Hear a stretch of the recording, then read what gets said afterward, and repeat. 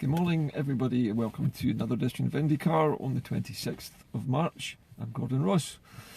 Well, today the Brexit saga drags on, and as it drags on, it's beginning to look as though there isn't anything in the way of choice for the people of the UK. Choices have been removed. Mrs May seems now to be the ultimate arbiter of our fate. The whole of the UK, the fate of the rest of the United Kingdom, the whole of the UK, in fact, rests in the hands of Theresa May. I think there's a very good reason why she was the only person, other than her chief diplomat, she was the only person to actually negotiate the deal with the European Union. And the reason I think that's the case is because Mrs May's job in this whole effort to get out of the European Union was for all of the eggs, all of the Brexit eggs, to be put into this one basket. In other words, Mrs May is the vehicle which drives Brexit. She is the only person who knows everything about Brexit, who has done the deal, and everything to do with Brexit in a way that's actually feasible to agree with the European Union is vested in her. And therefore all she needs to do for Brexit to go ahead is just to sit in the House of Commons and ignore everything around her for the next 12 days until eventually we either crash out of the European Union without any vote being taken, or there are all of these minor votes in the House of Commons where the other parties suggest amendments around which the other parties might like to have some cross-party support for some different way of Brexiting. But at the end of the day, we know they're going to fail for the simple reason that, and this is the weird, ironic truth about this, is that Mrs May's negotiated deal with the European Union is actually the only Brexit that's possible, where we get to leave in an orderly fashion. There isn't actually another choice, because the backstop, the thing that was causing everybody the big headaches, the thing that was holding back the whole Brexit deal, is not going to change. The deal isn't going to change, and it can't change because the European Union has given as much as it can give in that deal. Mrs May is holding it like a gift, holding it out to people and saying this is the only possible Brexit that can be done, that's rational, that actually makes any kind of sense out of the red lines and the boundaries that have been constraining this Brexit deal. This is the only deal that's actually possible. So if you don't vote for this, there isn't anything else we can do. And actually, I find myself in a strange position this morning of actually thinking, well, she's right. Although I hate Mrs May and I hate what's being done here, the point of this is that when the Brexiteers came up with this crazy idea and sold it to the public on the basis of a bus with £350 million for the NHS splashed down the side of it, and a whole lot of other interesting slogans and axioms.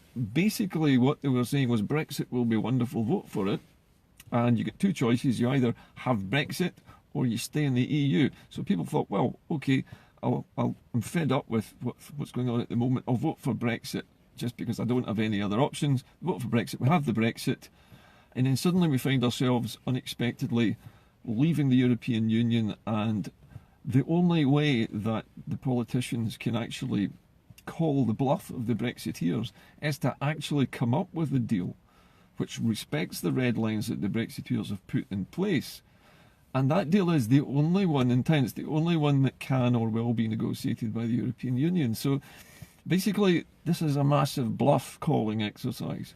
When it comes right down to it, in the last few hours before the deadline in 12 days' time or whatever it is, because I don't think it's going to be extended again, but when it comes down to that deadline, MPs in the House of Commons are going to have to choose between this deal that Mrs May has done, albeit unpalatable and satisfies nobody, or not Brexiting at all, which I cannot see them doing because we've come so far and so many jobs have been lost, so many companies have relocated already.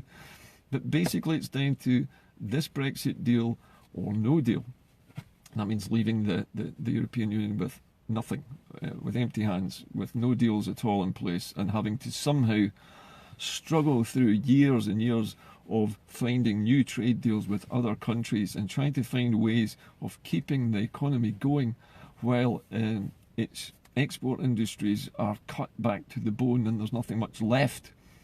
And considering that Scotland is primarily the exporting capital of the United Kingdom, it is obvious that Scotland is going to be the country that will suffer the most. And we know that because Ian Blackford yesterday, in his interview with Channel 4, said that he had seen what the Privy Council had shown him regarding what will happen to Scotland in a no-deal Brexit situation. And he said it was devastating. The devastation does not mean just a little bit of damage. It doesn't mean 1 or 2 jobs or a few hundred jobs will go. Devastation means that an entire industry could be destroyed or laid so low that it takes decades for it to recover. And Scotland's already been through that kind of devastation under Thatcherism, and nobody of my age who remembers that time would ever want us to go through that again. But to get back to the point, Mrs May's deal is the only game in town, and because the United Kingdom's Parliament is literally lacking in all kinds of rigid rules, it means that Mrs May can do what she likes. She has said, well, first of all, they said that the referendum was binding and that they were going to, sign Article 50 and we were going to leave. They said it was binding. But then the High Court decided that it wasn't binding at all and it couldn't be regarded as binding. Mrs May has again been lying about it in Parliament yesterday, saying it is binding and it is going to happen. So she has created a precedent in UK constitutional law which says that a non-binding referendum is now binding. So there you go, she's created a binding referendum out of nothing.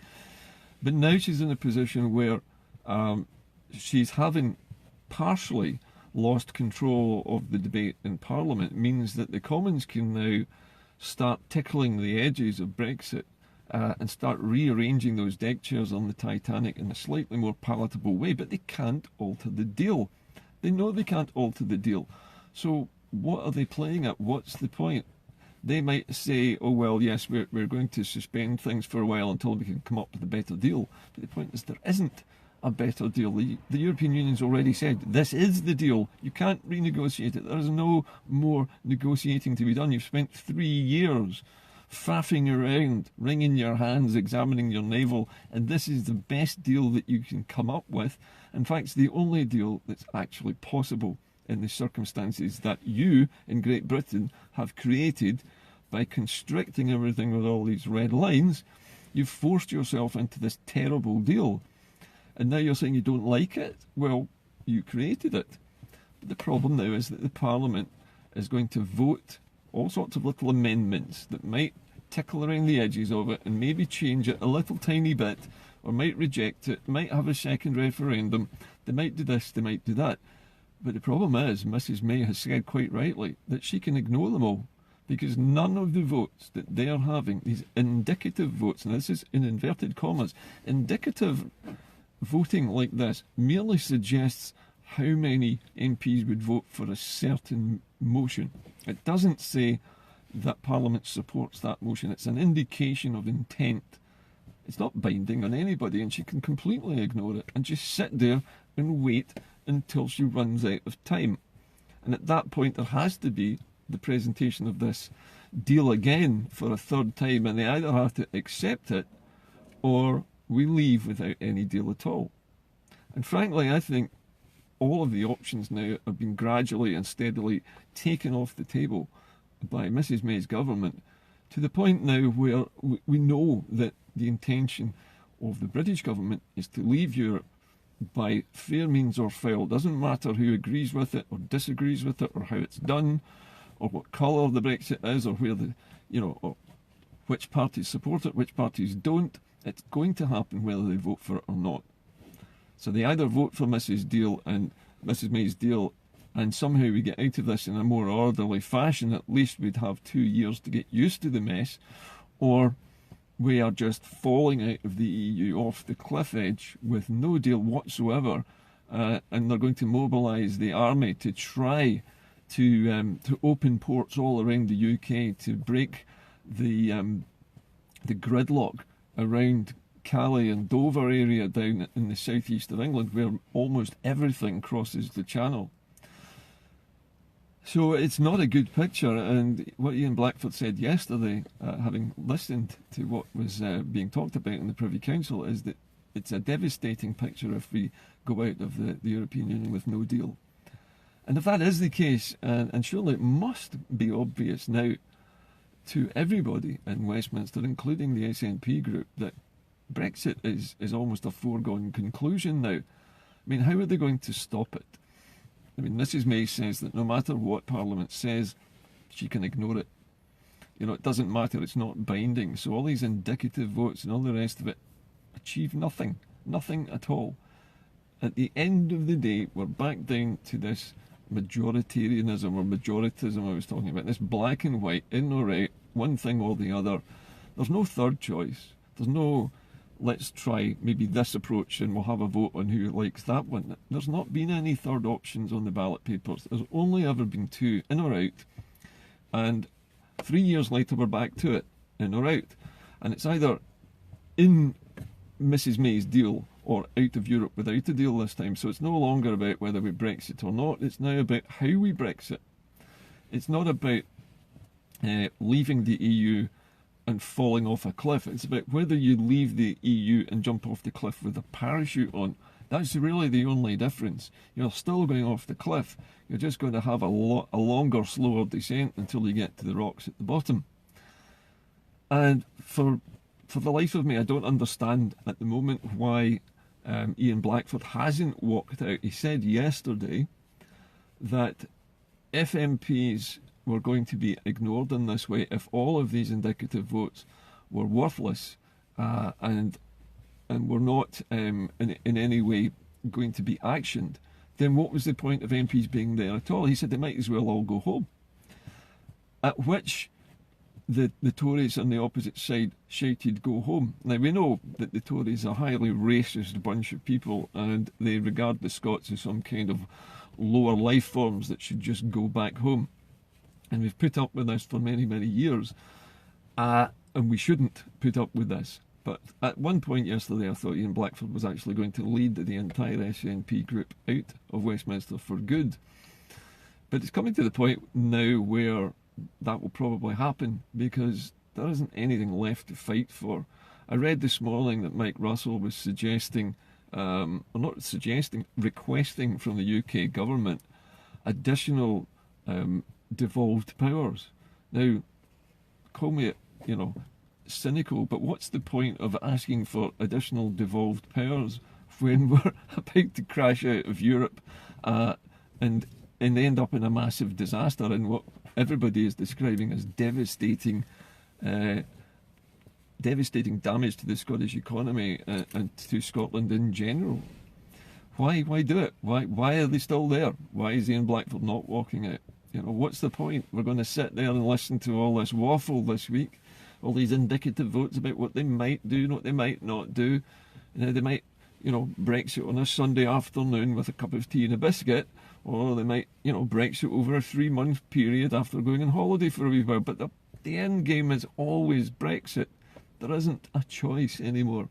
The choice is Brexit with the UK or stay in Europe by becoming independent. That's the binary choice we really need to be making. Nothing to do with Brexit. We stay in the UK after the next 12 days, and we've had it, basically, because we already know, because people in Northern Ireland are saying this, that the UK government is planning to basically abolish devolution in Northern Ireland and take direct control when there's a no-deal Brexit. You'll notice that the DUP hasn't said anything about supporting this deal. And I guess the reason that they're not supporting Mrs May's deal is that both they and the Conservatives have already agreed to push the brinkmanship right up to the 11th hour so that we do exit without a deal. I think, and a lot of other people now think, that this was always the plan. That all the play acting is coming up to this final finale, this curtain call for the UK.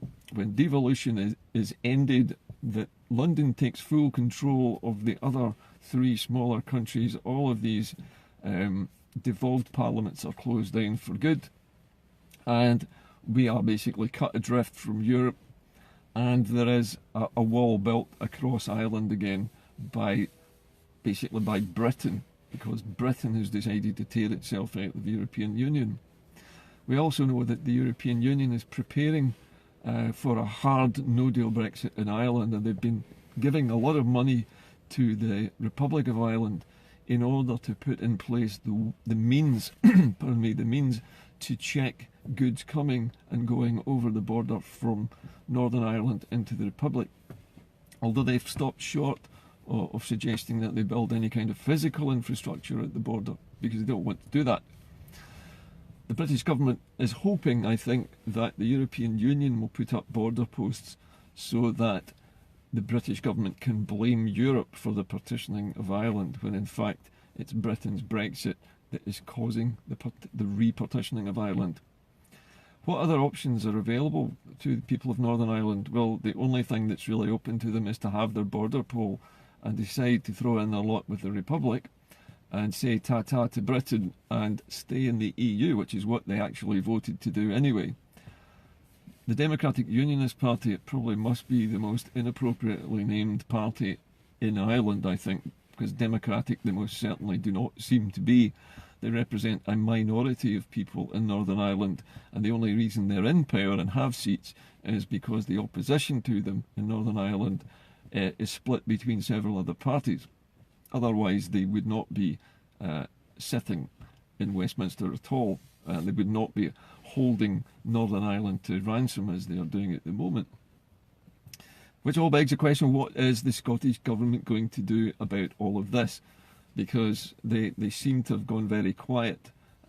Blackford was very combative earlier on in the week, which I was pleased to see, and he was talking Scotland up, and there was fighting talk. He was basically saying, we will not be dragged out of the EU, and if you continue to do it, then Scotland will have its vote on independence, and we will leave you to your Brexit. So there's a lot of sabre rattling going on, but at the moment, nothing is happening. But one of the things I feel strongly about, and other people I've spoken to feel the same way, is that we can't risk the chaos of a no-deal Brexit, because our own people are going to suffer hugely from that. Their jobs are at risk, but also, more importantly, their health will be at risk. Many people depend on regular supplies of things like insulin, or pain-killing medications, or medications designed to prevent fits, or to keep their lungs open if they have COPD. There are lots and lots of different life-saving, life-preserving, vital drugs which are supplied through Europe. And if that supply chain was interrupted for any reason in Scotland, it could result in the deaths of many people needlessly, completely pointless deaths, simply because of political dogma. And I feel personally, and I know that many of my viewers feel the same way, that I don't want us playing politics with our people's lives. If there's the slightest risk of medications being stopped at ports, even if it's only for a day, then we need to say that's it.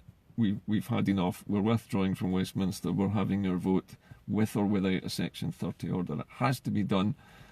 We mustn't let any harm come to our own people. I've said this millions of times, the first duty of any government is to protect its people, because that's its job. Its job is to look after the people who voted it into place. Those people depend on that government to do the job that they were elected to do. And that job, first and foremost, is to protect those people's interests, protect their health, their safety, protect their food supply, their medicines, and to make sure that their industries run, to make sure their infrastructure works correctly. All of that is the responsibility of the government. And if it fails in that, then it is not going to keep the support of the people who elected it. That is about it for today.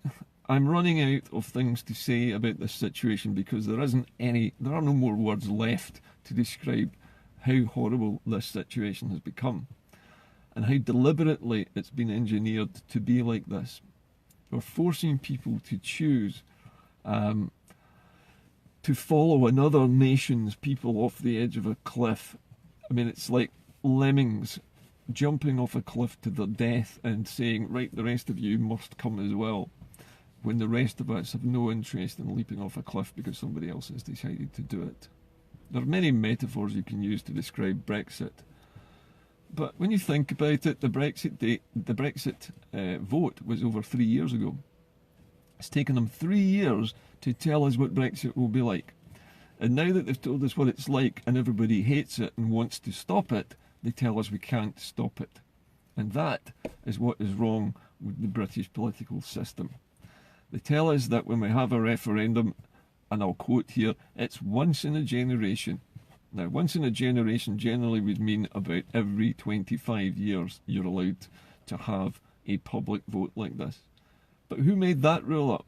There's nothing written in any constitution or any document that says you cannot have a referendum more than once in 10 years. Those laws don't exist. They've just been making this up. And that's the way the British state works. It makes the rules up as it goes along, and the British government makes up whatever rules it likes to make sure that it gets what it wants, which in this case is Brexit by any means. And what the people want is irrelevant. What the people voted for, irrelevant. Whether you're in Scotland, Wales or Northern Ireland, you're irrelevant. What's most important to the British state is that English people get what they want, what they voted for, even if it's the worst and stupidest thing that they could possibly do. They're going to get it, and so are you. That's about it for today. I have to go. I will see you all tomorrow. Bye bye for now.